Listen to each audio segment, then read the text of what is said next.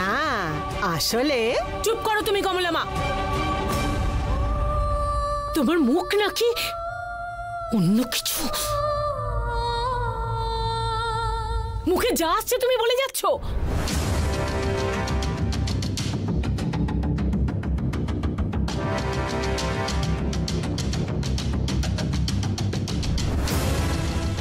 দিদির তো অনেক শত্রু আছে,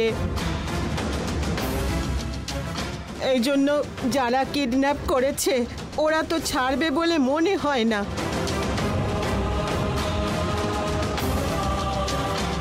দিদি যে কিডন্যাপ হয়েছে তুমি কি করে জানলে? আসলে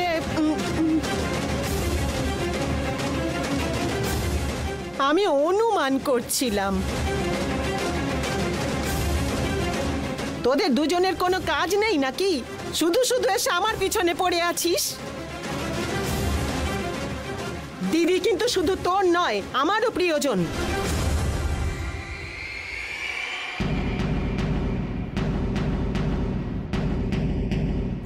ওকে তুই ভালোবাসার মতো নাটক করিস না। আমি ওকে ছোট বয়স থেকে মানুষ করেছি, দেখেছি। আমারও একটা দায়িত্ব বলে জিনিস আছে, একটু শান্তিতে বসতেও দেয় না। ছি,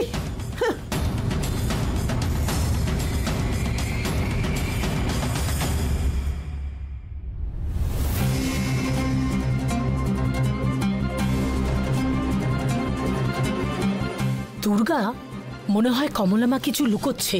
আমার কিন্তু সন্দেহ বেড়ে যাচ্ছে। হ্যাঁ গো রূপা আন্টি, আমার মা কোথায় কি করছে সব জানে, তাও বলছে না কমলা দিদা।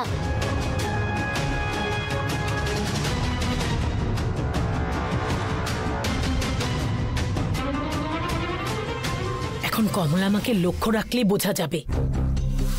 সবসময় কমলামায়ের ওপর আমাদের নজর রাখতে হবে।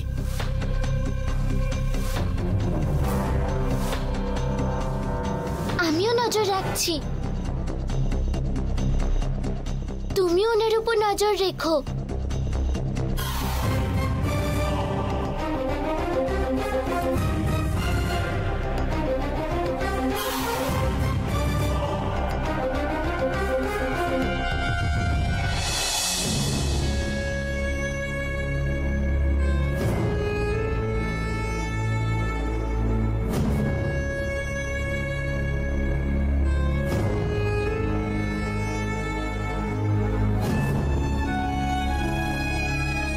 ইন্সপেক্টর,